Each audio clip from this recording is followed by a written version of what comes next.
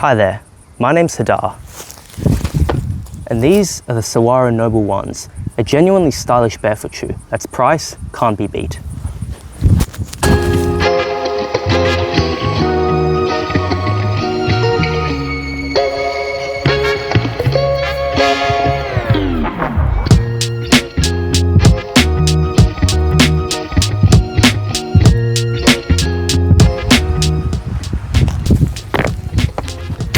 These sell for only 90 kangaroo dollars with my affiliate link in the description and code Bibbles for 10% off. That's only 56 freedom dollars. That's absurdly cheap for any shoe, but especially in the space of barefoot dress shoes where shoes can easily reach $300 and above.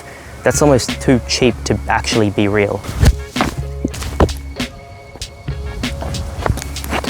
Beauty is in the eye of the beholder, but personally I think that these are a genuinely beautiful shoe. Obviously they have that classy dress shoe all leather upper, and I find that the high flat top gives it a really clean and modern minimalist look. I think the aesthetics of the shoe are really versatile. I could see myself or someone wearing these at school or maybe in a business meeting with a darker color, or even for some sort of casual exercise. Something cool about this model particularly is that they come in really cool and unique colors. As you've seen, these are a bright yellow. They also sell a really bright green color that even I wasn't daring enough to try. Very polarizing, maybe not for everyone, but I think it's cool that the company is open to experimenting. If you're looking for a classy barefoot dress shoe to use in a more professional setting, like more formal business meetings, they do also come in the standard black, so you don't need to worry about standing out too much.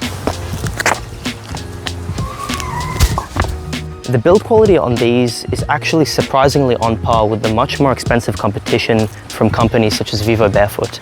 The leather upper is made from synthetic leather, and it's pretty much the same thickness like what you'd find on those shoes, such as the Vivo Barefoot Ra3, which costs over 3 times as much. The only difference I would note is that it's a little bit softer, but other than that, it's pretty comparable. I would say that the stitching is a little bit larger and more exposed, especially on areas such as the inside of the sole, than the more expensive options out there.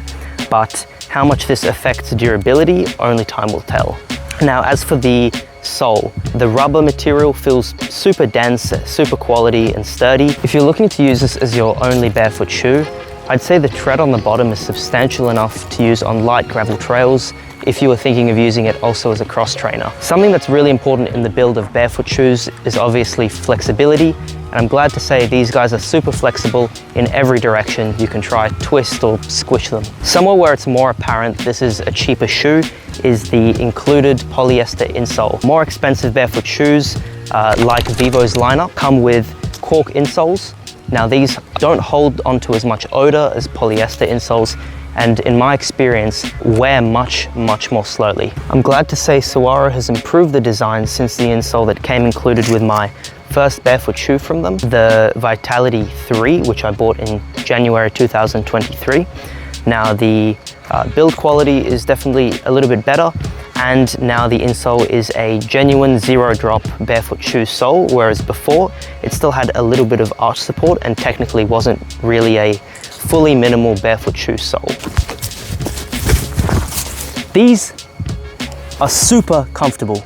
The accuracy of Saguaro's sizing charts on their website is actually super good.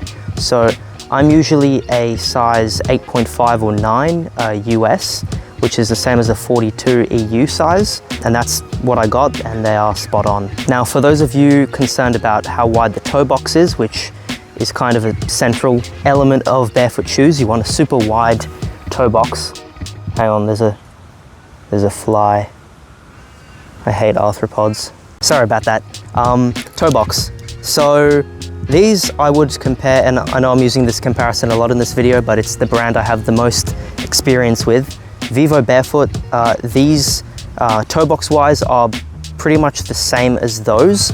So I'd say that they're like really good for most people's feet, plenty wide, but for those of us with extra wide feet like I have like preposterously wide feet for some reason. It's actually quite worrying.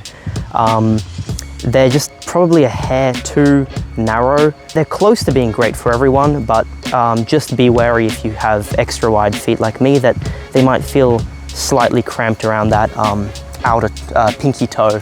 As for the ground feel, initially when I started wearing these, I thought that they had quite a thick sole because I wasn't getting quite as much ground feel as I was used to on some other brands. I checked the specs.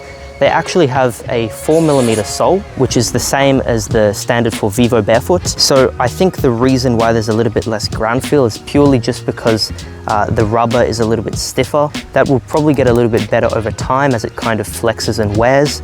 But it is something to keep in mind if you're looking for that super barefoot, like super sensual experience, I suppose. As for how they deal with the elements, so heat, where I live right now, it's summer, so I had a great opportunity to test them in the heat. I find that because obviously this is all like an enclosed leather upper, they do get pretty hot, not terrible, very usable even in you know, hot summer days.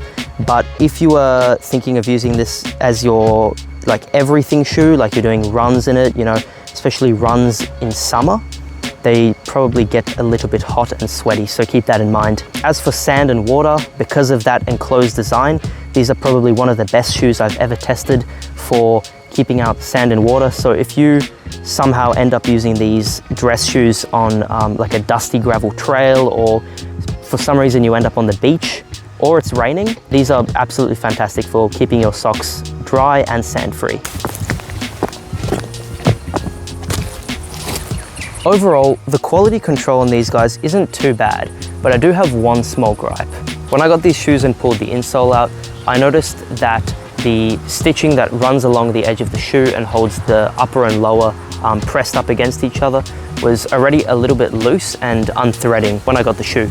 And after my first run in them, the same thread on the other shoe also started becoming loose. It is just more of an aesthetic thing to keep those real trim and pressed up against each other. There's usually also a glue layer that holds them together. Assuming they both fail, the worst case scenario is that there will be like a bit of a gap between the upper and the lower on the sides in some areas where there's more flexing. It's also worth noting that on my younger brother's Vivo Barefoot Ra 2s, which are a comparable shoe that costs over 3 times as much, the same issue did begin to happen, but that was after maybe a month of intense use, and it only happened during an odd slip where that thread got sliced on the outside. So it's not a huge design flaw, but it does spark some doubts as to Saguaro's quality control, you know, making sure that there aren't flaws when these things are shipping out, and maybe a little bit of long-term durability if this does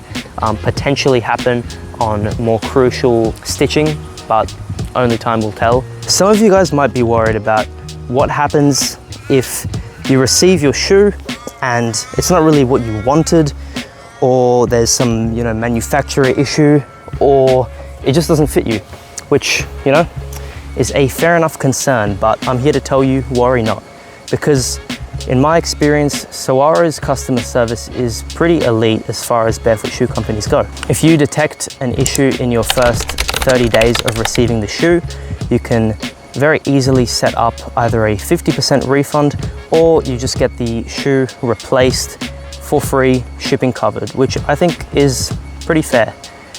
You also have the choice to exchange it for a different model, and obviously if that model is more expensive, then you pay the difference and they'll send it to you, which, you know, I think that's great.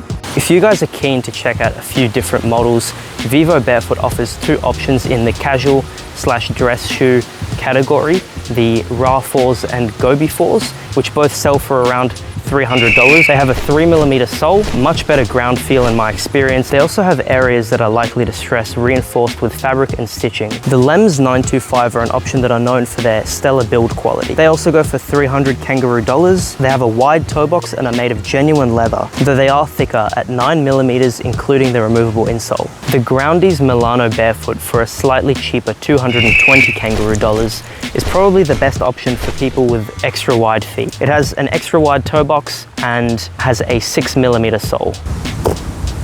So what's the verdict? I highly recommend this shoe for anyone looking for a genuinely beautiful barefoot shoe on a budget that can do it all, assuming you don't have extra wide feet. For me personally, I'll definitely be wearing them into the future for more fun or dressier occasions, and I'll see if just sort of using them regularly and breaking them in reduces that issue I had with the width. I can't really comment on the long-term durability of these guys because of the fact that I've only been testing them for a week. Looking online, I couldn't see any other long-term reviews for this model, so if you guys are keen for a long-term review, just mention it in the comments and I'll consider making one. If you guys wanted to pick up a pair of these for yourself, a great way to support the channel is to use my affiliate link in the description, and also don't forget to use code BIBBLES for 10% off your order. If this video helped you out at all, consider leaving a like or maybe even subscribing. If you have any feedback, questions or suggestions, or you just want to have a chat, make your way down to the comments and I'll reply to you as soon as I can. If you want to continue your research on affordable barefoot shoes so you find the pair that's just right for you, you can watch this video I made on the Saguaro Vitality 3s, or alternatively, you can watch this other video YouTube thinks you'll like. With that said, keep moving, keep creating, and keep exploring. I'll see you next time.